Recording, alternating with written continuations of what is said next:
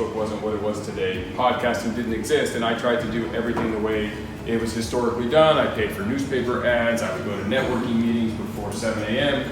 and I would smile and shake hands. And I had a Rolodex of business cards that I carried in my briefcase.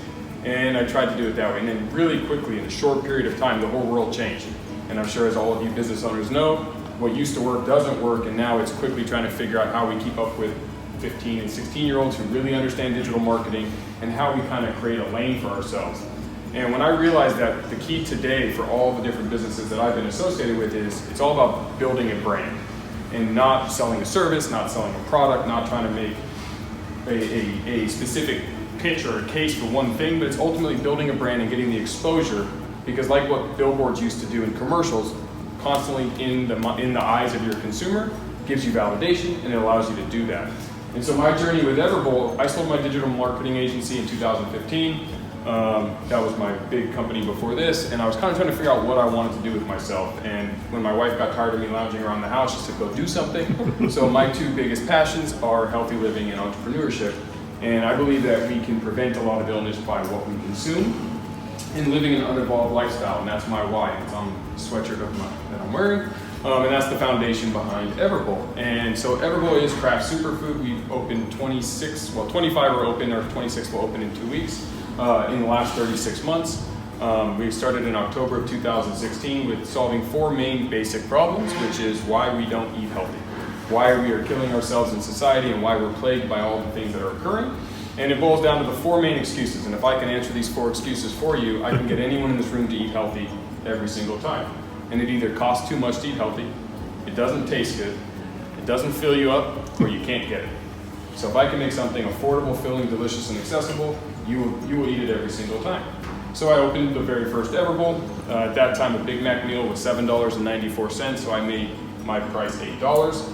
Unlimited toppings, so you can choose everything you want. So if you say Jeff, or you just go in and say hi, you'll get unlimited toppings.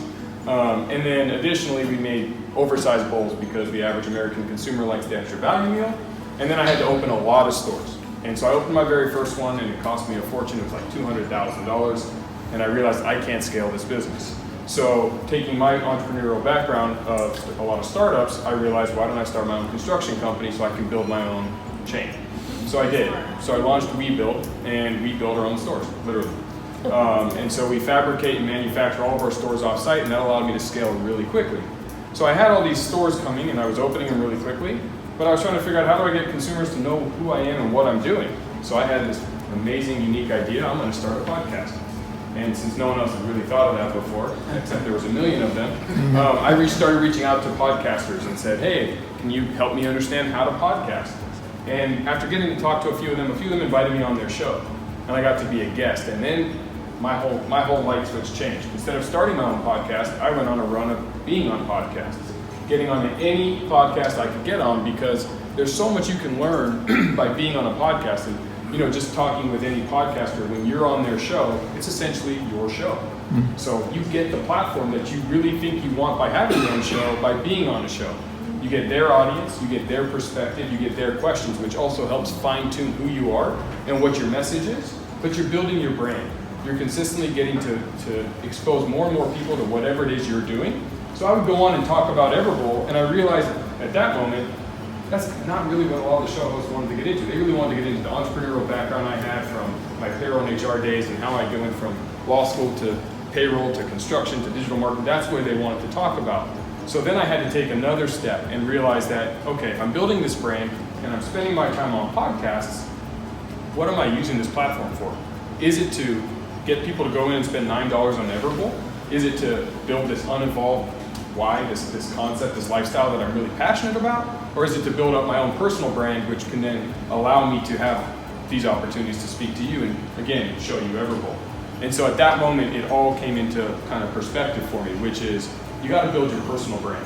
And you do that either by having your own podcast or being on podcasts, but getting that exposure, because as we talked about at the opening, half the room listens to a podcast every single week or every single day. It's becoming the new radio. It's becoming the new medium. When I'm driving or I'm at the gym, I no longer listen to the radio, I'm listening to a podcast. I'm either learning something or I'm getting my enjoyment, whether it's sports related or whatever your passions are.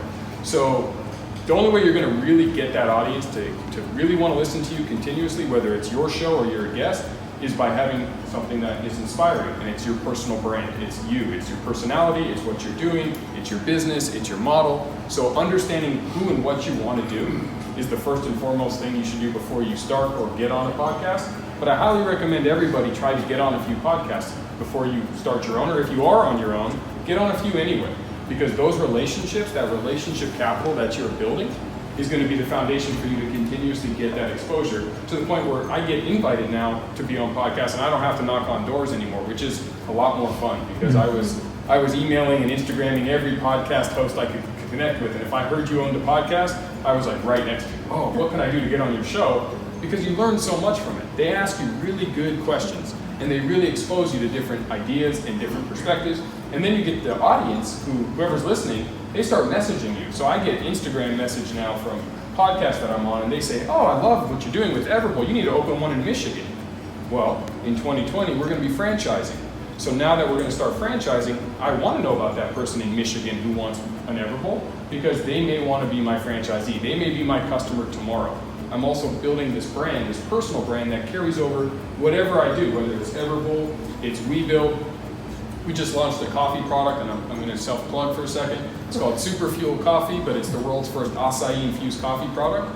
And our unique selling proposition is you drink coffee every day, but you don't always eat superfoods, so why not drink superfoods with your coffee? It's accessible on Amazon, so you don't have to live in Southern California, Arizona, or San Francisco where my stores are. You can get it anywhere. So now that national audience that I might get that opportunity to speak to can now buy something from me, and I can use that platform in a productive way for what I'm trying to grow. So when you think about podcasting, don't just think about I need to start my own podcast or I need to join and be on a podcast. Think about what message you're portraying and how you're building your brand. And whether you're comfortable building a personal brand or you want a personal brand, you have a personal brand. As a business owner, you stand behind whatever product, service, or business you have. And that's what people want to get to know. People want to deal with people. That's why we like these roundtables. We like to come and network. We like to sit there and smile and shake hands. That human element is very important. And so podcasting is not just voices on a radio or on your iPhone or on iHeartRadio or whatever, wherever you listen to, iTunes. It's really about connecting with the person. And the best show, the best podcasters, the best hosts understand that. And they connect with their audience in such a meaningful, passionate way that you start to love them. You feel like you know them. And it's so funny, like the people I listen to, when I talk to them or get the opportunity to finally meet them in person, I genuinely feel like I've known them forever, even though they're just meeting me. It's a little weird at first because they're like, okay, you're a stalker. But that's okay. You get that behind the scenes access. And so be vulnerable and expose yourself on the show, whether you're a guest or a host, and make that really that personal connection. And from there, your business is going to have so many more opportunities you'll have so many more opportunities in your business to really expose and build it. So that's really the main theme I wanted to talk about today. I know I have a short window tonight, so I really wanted to at least expose you to that and then give the Q&A opportunity for anyone. But the last thing I'll end with is don't hold yourself to one lane. And I talk to a lot of podcasters who are like, I have to start my own show. They go and they do it, which is great, but they don't have a steady influx of people to come on that is meaningful to their audience because they didn't think that through. So you want to be consistent. Consistency is key. Whether you're a guest or a host, you got to show up every time and you got to make sure that you're providing value. And then number two, that you have a plan. And so if you work backwards from that plan and say, okay, I want to expose Everbowl to the Southern California market. So I want to meet San Diego, and at the time we have 16 stores in San Diego, so San Diego is where we started. I want to talk to San Diego regionally focused small podcasters. I don't need Joe Rogan's show. I mean, I wouldn't know what to do with Joe Rogan's show at that time. Maybe today I want it, but back then it wouldn't have helped me. I would have blown it, right? I would have been on Joe Rogan. Someone would be like, oh, what podcast are you on? They'd go listen to me and go, oh God, no. We don't want this guy on our show. Because I made mistakes. I fumbled and I learned. And so you use them and take the small micro podcasts. From there, you'll be better validated, you'll feel good. And then if you're going to start your own, make sure you have a steady influx of people to come on and provide that quality content so you get your viewers, you get your listeners, you get your downloads, and it grows and it grows and it grows. So with that, is there anybody? For example, I think I saw a couple people who had podcasts. Raise your hand if you have podcasts out there in the audience.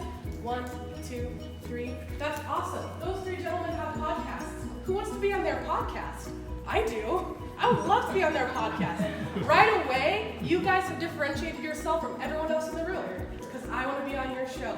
I want to get exposure to your audience. So if you have a podcast that you control the content, you can post it to Instagram, to your business, to your audience, you immediately have a networking edge. People want to know you. They want to follow up with you. They're excited to be on your show, excited to be exposed to your audience. Podcasts are an excellent networking, which is called, what's the name of our podcast? Wake Up Creative. No, the site that The site. Oh, Anchor. Anchor, thank you. So this is an infographic taken from anchor.com, which we use to host our podcast. It is a free podcast hosting tool. We're going to get into the details of that later. But as you can see, United States, about 82% of our listeners are in the United States. But we also have listeners in New Zealand. You build your business and build interest in what you're doing. You can reuse that material for your marketing, which is super cheap. Maximize your networking opportunities, like these 3 gentlemen have done because I want to be on your guys' podcast. And most importantly, it is really, really fun. We have so much fun when we get people into the booth when we're recording with them, and you get that hour